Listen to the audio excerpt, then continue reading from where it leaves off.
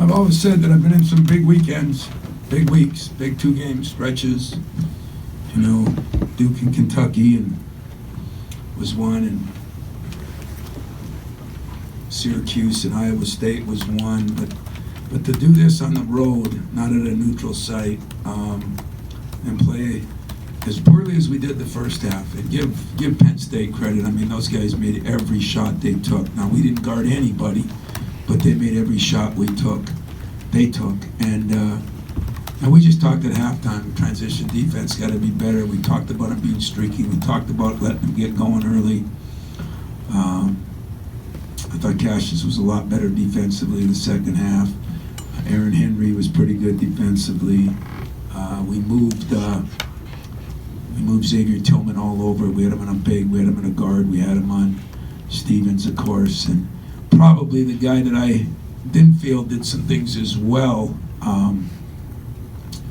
Malik Hall, but he really did guard Stevens well, and I thought Stevens missed some shots he normally hits. Tough night for them after making all those threes, but the star of the game has to be Rocket Watts and the defense he played. It was unbelievable. He made some shots too, but the defense he played, he's tough. And I said the difference with this team than it was 3-4 weeks ago is we're a tougher team. And we showed it against a very good team. Pat's done an unbelievable job. I told my team I thought the difference was before the game, I just said, you know, we've been in these situations. We played for championships. We've got some experienced guys. Maryland didn't really have that, and they're building that here. And the job he's done building it with all those young guys he's got. I mean, Stevens is Stevens. He's one of the great players in this league, and I think coming back he'll end up a good draft pick and everything. But we've been there, and I think the experience helped us. Tom, I know you don't do a lot of scoreboard watching, but you had to go in the locker room afterwards, find out about the Maryland Rutgers result. Yeah, that's what I found out. I did not hear anything, did not know anything. We made a rule on our bench that, we didn't want to know. And so we had to tell guys like Dave Pruder and a couple of those guys that usually are squawking about things like that. Last time they did it, I think we had Derek Nix, and he found out with 4 minutes left that somebody lost that needed to win, and we almost lost our game because he was so upset. So we had a rule today, and I found out walking in the locker room. And, I said to you guys a couple weeks ago to my media, our media, that, if you take care of your own business, there's, then you deserve to have something happen. And we, until we beat Iowa, Maryland, and Penn State, we didn't deserve it. We dug ourselves a hole. And yet, those of you from Penn State, he's done an unbelievable job here to be able. I told him before the game, he's got a very good team. Unfortunately, the league is the best it's been since he's been in this league. Otherwise, there's a lot of years he would have ran through the league himself. Tom, you lead the league in assists to made basket ratio because your offense always moves. Were you satisfied with the movement of your offense in the first half, and you must have been satisfied with the second half? I was going to say, in the first half, I didn't like my offense. I didn't like my defense. I didn't like my three-point percentage defense. I didn't like my assistants, players. I didn't like myself. The second half, I felt, we were moving the ball. We did talk about a couple things offensively. I thought we were dribbling it a little bit too much. We started moving that ball. And you're right, that made a difference. We started getting it in Xavier's hand, Cash and Xavier, which they're as good a 1-2 punch as far as screening rolls, I think, in the country. And Xavier made some man plays late, and Cash his 3-point on that layup. For some reason, we did get off to a slow start, but I think you're right. We have we've been leading the country a few times. Our assists have been down this year compared to most years, but still 1 or 2 in the conference. Tom, I can't remember if a couple weeks ago if it was miracle, the word you used, or whatever, in terms of winning the Big Ten regular season. It felt like kind of, okay, that seems out of our reach. Do you think it's just that toughness that's just kind of appeared? I think toughness, I think experience. I think we've won 2 championships. We've won a Big Ten tournament championship. We've been to a Final Four with 3 of these guys now, with Arns making those 2 free throws, and Xavier and Cassius. think that helps. When you've been there before, it helps. I think you guys would agree we're getting to be a little bit more physical team instead of the one we've kind of had out there most of the year that wasn't very physical. It just wasn't. And to the credit of the players, they found a way to reach down a little bit, and I think we've been practicing better. I told you there was a long stretch we didn't practice very good for a lot of reasons, and so maybe this helps Cassius get his couple hours where he can really focus in on that. But Xavier's been a big difference. Rocket has played really well, and probably Aaron Henry, I don't know what his stats were, but we went to him a couple times. It was critical defensively. He rebounded pretty well the first half. I don't know what he ended up with. Early in the game, you're down 19. You guys have been in that position before. How much has that helped you guys tonight? And does this team win a game like this maybe a month or so ago?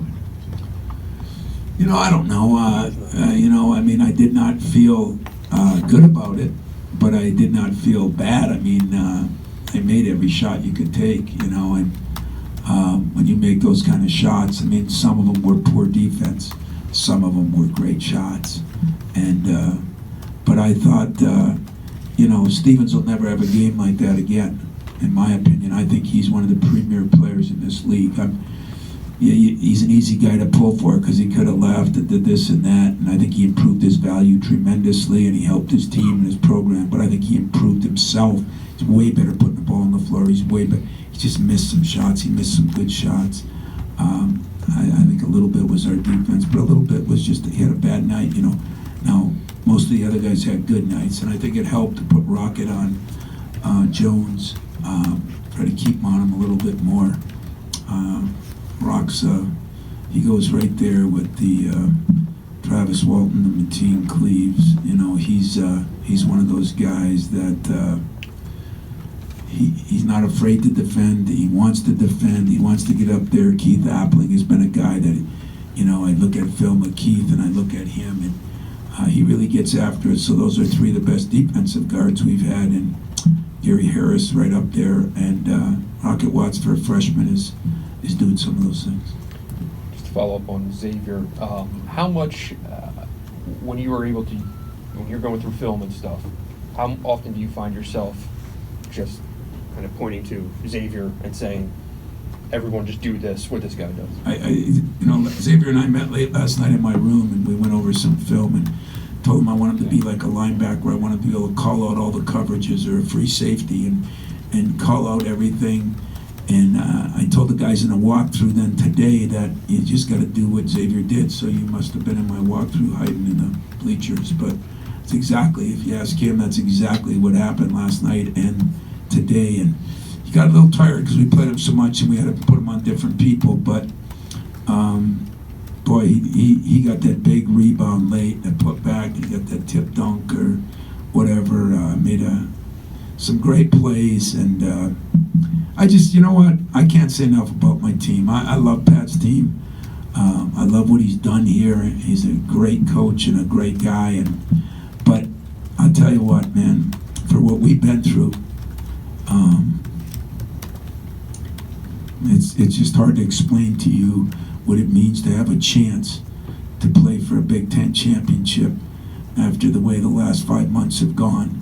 And what a tribute that is to Xavier, Cassius, Arnie, all those guys, and then, Rocket being hurt and all the things that went on. We got a lot of work to do yet. Big game on Sunday. I've been in those before.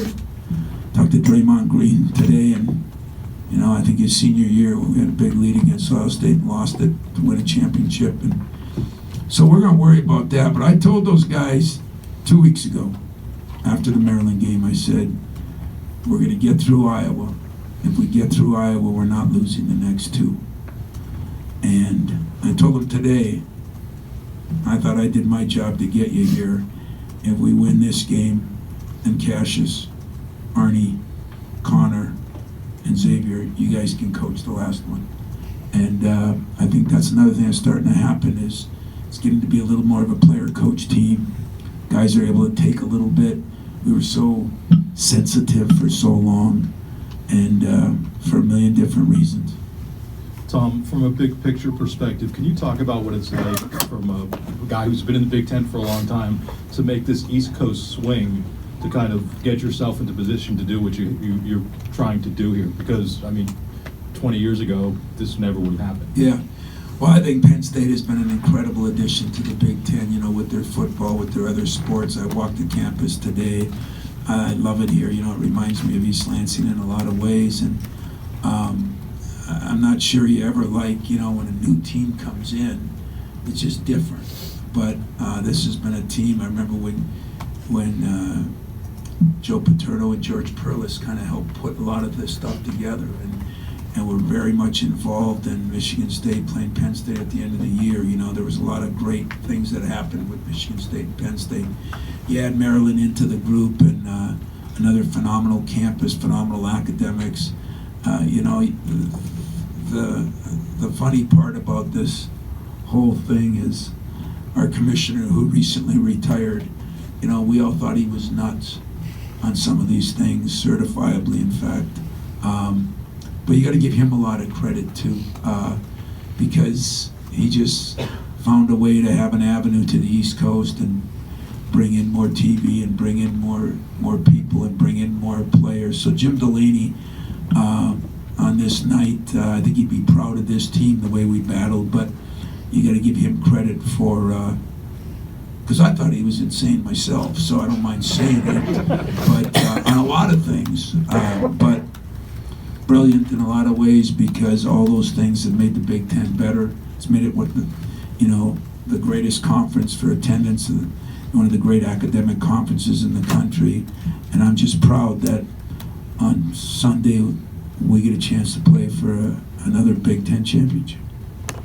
Tom, a couple of things. One, if you had a team that sort of the characteristic of not making the big plays late for a lot of points in the season, to make them this late, have it flip this late in the year, you know what I mean, where that changes the sort of the character thing. And then also, I couldn't really see what was happening, but there seemed to be you and Cassius were in a bit of a discussion at one point. Yeah, what was happening there? let me tell you something about that. I think it's so ridiculous that the media, that ESPN zooms in, and I let them in my huddles. And somebody said after, I was mad at Cassius, and he was mad at me, and I was mad at Draymond, and I was mad at Mateen, and I was mad at a lot of people. Being mad is sometimes what it takes to get people to play to a different level.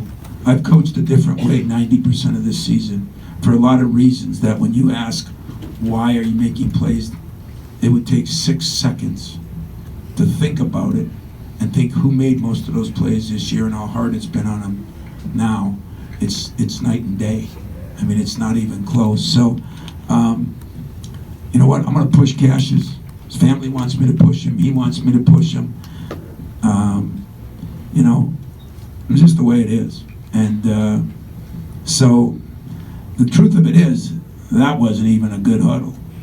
I just walked away on that one. That wasn't any fun. I've had a lot more fun other times. To the first part of that, just a team that this late in the year is found. Yeah, well, they did because our quarterback is able to absorb some of that. Our quarterback is able to get pushed. Our quarterback is making some plays that you wouldn't even see. Those ones to Xavier were phenomenal. Those ones, those bounce passes, the things. But he probably doesn't like this, but his defense was 10 times better the second half. But Cassius Winston is definitely one of the best players, college basketball players in the country. There's not one human being in this room, including me, that could have done what he's done and what he's gone through. And we forget that. We all do. I do sometimes. And that's why I think I did an average job coaching him half the year. I think thanks to his family, thanks to him, thanks to myself, I got a job to do. And it's been very difficult for him, guys. Very difficult. But he's showed his true colors, man. That's why I love him. So I think I'll go hug and kiss him, see if someone puts that on camera, and we'll call it a day. Were you happy to see him give it back to you a little bit, though? Did that encourage you? Like it. You feel more comfortable giving it to him? A little bit.